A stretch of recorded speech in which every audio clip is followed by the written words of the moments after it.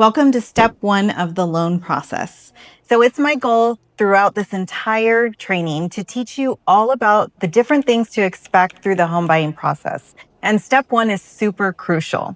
What we're going to talk about in step one is 3 different ways to get ready to purchase your home. Number 1, pre-qualification. Number 2, pre-approval. And number 3, TBD approval. So let's start first with the pre-qualification. So pre-qualification is great for an initial conversation. So when we talk initially, I'm going to ask you how much income you make on a monthly basis or annually.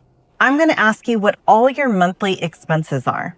And once I get those numbers together, I can get an idea of what you may be pre-approved for. That would be a pre-qualification. And as you can see, that's not super solid. That's not ready for you to go out and look for a property, but it's a good way to start gauging what you're looking at online and what you're seeking.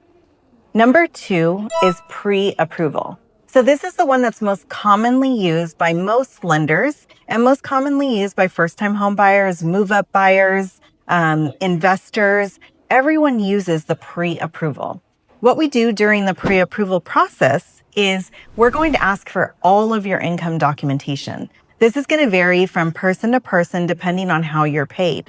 So you might be someone who works for a company and they pay you with pay stubs every single week. In that situation, we would get 4 weeks worth of pay stubs or sometimes 5 so that we have a full month covered. Additionally, we're going to ask for 2 years of your W-2s and 2 years of your tax returns. Then we're also going to seek your 2 months of bank statements and a copy of your ID. This is the starting basis of documents that we will need. Once we get those documents together, we're going to do the full application as well. We're going to run your credit. And with that income information and all of your credit, we're going to see if there's any other additional questions we have, maybe more documents that we may need. But once we get all of that together, we will issue your pre-approval options. We don't like to just issue you a pre-approval. We like to prepare options for you so we can walk through all of them with you and figure out which one's going to be the best for your family and your personal goals. That is a pre-approval. At that point, we'll issue what's called a full pre-approval packet. This will consist of a pre-approval letter, copy of your desktop underwritten approval, copy of your FICO score, and copy of your proof of funds. Everyone calls this POF in the business.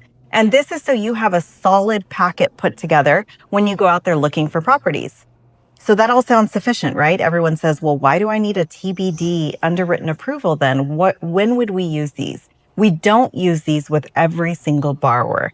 Those are in most cases used for clients who have a little different type of income. Maybe you're self-employed and maybe you had a reduction of income, or maybe you had a one-time asset that you purchased for your business that made your income look a little bit off.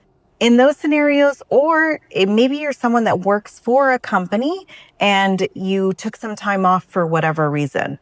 In all those situations, we would do a TBD underwritten approval.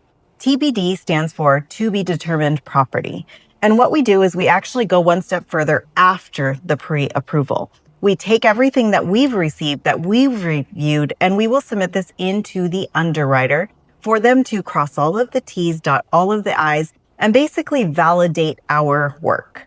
We want to make sure that you are solidly confident when you're out there looking for property. So if we question anything, we want to make sure that we get a second set of eyes so that you have no issues when you're out there looking for a property and you make an offer. We know that you are confident and we are confident that you will have 0 problems with your full pre-approval and your qualification. That pretty much completes step 1 of the loan process.